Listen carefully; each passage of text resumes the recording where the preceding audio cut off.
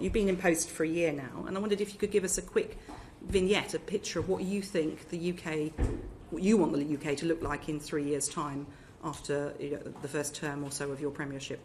I want people to feel better off, and there has to be a central focus on living standards. I want them to feel, as they will, that the health service is working much better, is there for them and their families in a way that it hasn't been for many years. And I want them to feel safe and secure both in their immediate neighbourhood and as a country, both our borders and national security and defence. So they're the three things that I'm focused on more than anything else, those three things. I want them to feel that we've cleared up the mess that we inherited after the election. It was a huge mess because we had a broken economy and broken public services, and that we're on the road to rebuilding the country.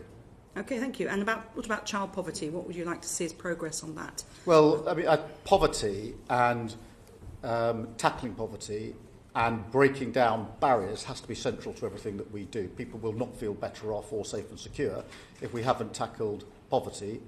But I'm very clear in my own mind that we must tackle poverty by putting in the support that is needed, but also break down the barriers to opportunity, because otherwise we won't fix the very deep and complex causes of poverty, and that's why it's central to what we are doing. So I just wanted to go back to my first point about doing things differently.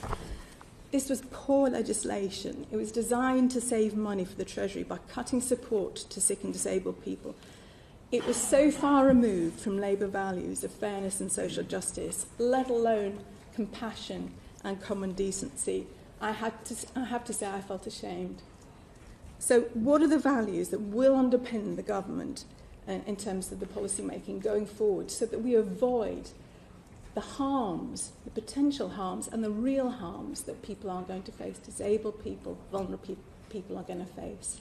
I think this is a really important Labour value. I think the fact that there are nearly 1 million young people out of work, not earning or learning, is a huge challenge for our country. And none of us should be accepting of a system that operates like that. It is broken, it needs to be mended. All the evidence is that if you're on benefits and out of work at that young age, the likelihood of ever getting into good, well-paid, secure employment goes down, down, down for the rest of your life. Every day it's clearer that the civilian population of Gaza is being starved, killed and displaced in a systematic yet indiscriminate way. The steps the UK has taken thus far have had no effect on the criminal actions of the Israeli government. Indeed, these have accelerated and spread to the West Bank. What further steps will the government take to protect Palestinians from mass killing and destruction of their homes and communities? And will these include recognition of Palestine as a state and acting on our obligations under the ICJ advisory opinion? Firstly, we need, in direct answer to the first part of your question, we need a ceasefire, and we need it straight away, because that will create the space for the remaining hostages to be released. They've been held for a very, very long time. It will create the space for aid to get in at speed and at volume, which is desperately needed. And equally importantly, create the space for a political process, which, to my mind, is the only long-term way to get a sustained peace in Gaza. And we mustn't forget what's happening in the West Bank as well. I do think, in answer to the second part of your question, that it is important that all countries, including ours, play a leading part in bringing about the peaceful settlement that we want. And obviously, on the question of recognition, we are, and have been for a long time, committed to that as part of the process, as a contribution to the peace process at a time most conducive to the prospects of peace. We are working with others on how we get from where we are now to a two-state solution, which is the only viable option to my mind. And I think that we need to use the coming weeks to push further on credible plans for the next phase of Gaza. If we get to a ceasefire, we need to push past that and on to better regionally supported reconstruction efforts and supporting of the Arab plan. And I think we should play a leading part in that. I think, if I may, you began by talking about a ceasefire, which is absolutely right, because that is the sine qua non here. But we hear a lot of words, and there's been another statement, I understand today, a joint statement with 25 countries, but people are asking for action. You must hear that, and certainly Foreign Secretary hears that every week in the House of Commons, and we have yet to see any steps that have led the Israelis to take action on a ceasefire. Indeed, the opposite is the case. Every morning brings new horrors and new atrocities, new displacements, new deaths of civilians queuing for food in that way. And they're looking to you and to this government to try and provide something which makes that ceasefire happen. What will that be? Firstly, let me be clear. The situation on the ground in Gaza is intolerable on so many levels. And we make that absolutely clear in all of our exchanges with Israel and with other countries.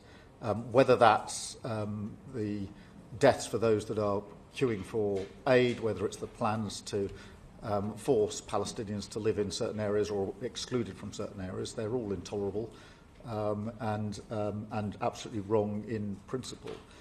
We have taken action, as you know, in terms of sanctions, in terms of what we're doing with arms sales, and we are working hard with allies to ensure we bring about a ceasefire. That is not straightforward, as you will appreciate. It is important that we're working with the Americans on this, as you would expect.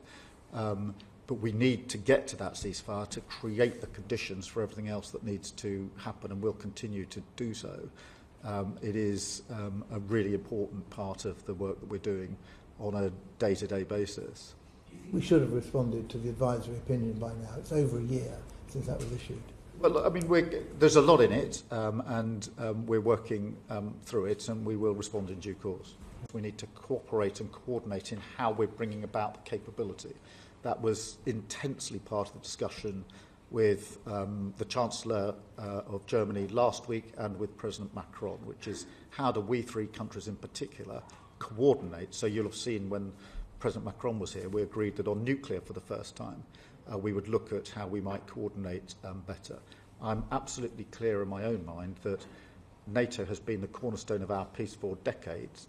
If it's to continue to be, and it's our duty to make sure that it is, it requires some more heavy lifting from the Europeans, and that is why I sort of led from the front in trying to get others into the place of cooperating and coordinating more on the capability. We can learn a lot from Ukraine. A lot of capability was made available to Ukraine, but actually it wasn't as useful as it could have been because in years gone by there wasn't that level of coordination, and I think we can fix that now. So can I ask you just about something else in relation to defence, and I think we have to ask you about this, about that shocking data breach for Afghan. I wondered, do you think there was a better way in which the previous government could have dealt with the data breach? Do you think that a super injunction was the right way? Do you think there was a better way of dealing with it? It was a shocking inheritance. We inherited the breach, we inherited the injunction, and we inherited a secret scheme. A number of us were quite uncomfortable about that, in answer to your question, which is why we set up the review to ask the question, is it necessary for these arrangements still to be in place, the RIMA review, and that produced an answer which was no, and therefore the injunction was lifted. And we put in place other measures, as you would expect, to ensure that data is more securely held in the MOD. But it was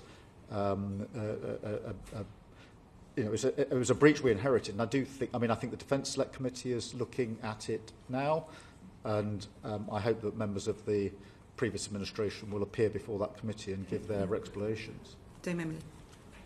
I just wonder why it took a year to unpick this super injunction. Can you give us any more information about that timeline? Yes, it was a very complicated review, and having got into the situation where lives were potentially at risk, I wanted the review to be as careful as it could be. So you undertook the review because you were uncomfortable about the super injunction? Yes. But you wanted to know what the impact of removing it would be? Of course, because that was a risk assessment which held people's lives in it. Decision made on entry into government. Well, I mean, pretty soon afterwards, yeah. Briefed in the first briefed as Prime Minister, not as Leader of the Opposition, just to be clear. I wasn't briefed as Leader of the Opposition. Okay. To be fair, it wasn't... Just be clear with the record. It wasn't offered to me, but to be fair to the last government, they did offer me briefings on most things. Yeah. As it happens, they didn't offer a briefing on this, but I'm not complaining as such. I didn't get offered it, but to be fair, I did get offered briefings on a quite regular basis. Prime Minister, the Science, Innovation and Technology Select Committee published its report into social media misinformation and harmful algorithms this month, and basically identified that the online safety regime, which this government inherited, is not fit for purpose. It's unable to tackle... So we found that the online safety regime, which this government inherited, is not fit for purpose. It's unable to tackle the spread of misinformation, and it cannot keep British citizens safe online. So can you promise my committee and everyone whose lives are impacted by the viral spread of algorithmically amplified misinformation that the ongoing discussions on a trade agreement with the USA, or for that matter the forthcoming visits of Vice President Vance and President Trump, will not prevent you from taking the action which is so urgently needed to keep British people safe online from misinformation? I'd say two things about that. Firstly, obviously the next tranche of protections under the Online Safety Act are coming into force imminently, and we need to look at how effective they are. But I do agree with you that we need to go further than that, and in all of our analysis here and the work that we're doing, we have to focus on our national interest, what we need to do to keep our citizens safe, and also to make sure our electoral system and democracy works effectively, because I was very worried at the last election about misinformation. And I'm very worried about the potential for misinformation in future elections in this country. Just very quickly back to the BBC, it's the most trusted news brand around the world, and yet financial pressures have seen where they cut services, where the BBC World Service cuts services, they get backfilled by Chinese state media in Russia today, and that actually has a direct positive impact on favourability towards them. I just wondered, Prime Minister, do you agree with the Minister who said to my select committee that the BBC World Service bolsters national security and global security? And if you do you think more government departments should contribute to fund it? Firstly, I do agree with the proposition. I think the World Service is really important. I also agree that whether it's in broadcasting or other areas, there are other states that are more than happy to step in if a gap is left. Somewhere in the pack I've got the funding arrangements for the World Service, but I can't put my finger on it at the moment. But we do need to make sure that we protect the World Service for those very reasons. It is a matter of national security. Sorry? In essence, it's been increased, but by not enough. Yeah, well, it's a constant call. The inflation that they're sort of facing in some countries is like 30%, and the increase is very tiny. And in countries like Liberia and Lebanon and Kenya, where the BBC World Service has pulled out, Russia Today and Chinese state media have backfilled. So it's just really important to put that on your radar.